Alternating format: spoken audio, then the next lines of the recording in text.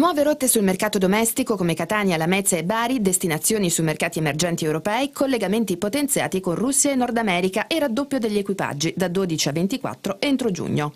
Nessun timore dunque per il futuro dell'aeroporto Marco Polo. L'Alitalia l'ha chiarito oggi, nero su bianco. Per la nuova compagnia lo scalo veneziano è un nodo strategico.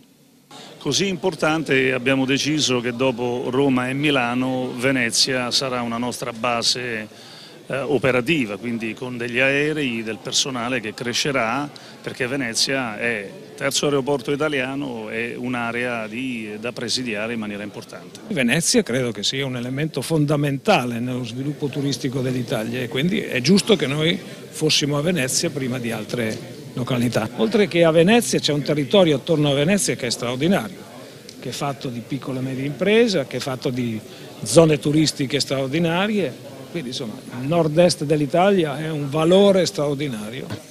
Secondo le stime dell'Italia, oggi la principale compagnia aerea che opera su Venezia il 2009 dovrebbe chiudersi col trasporto di 1 milione di passeggeri da e per l'aeroporto Marco Polo, numeri in crescita nonostante la crisi.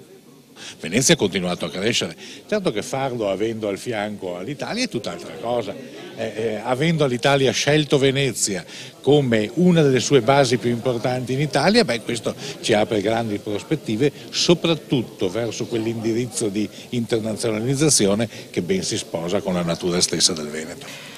Se l'interesse su Venezia è determinato dal valore turistico della città, dalla qualità del Marco Polo e dal tessuto industriale e culturale del Veneto, è vero però che in un'ottica di sviluppo sarà necessario investire proprio sulle strutture di accoglienza e sull'accessibilità dello scalo. Naturalmente noi abbiamo tutti i piani nel cassetto pronti per sviluppare l'aeroporto in coerenza con l'aumento del traffico e delle destinazioni.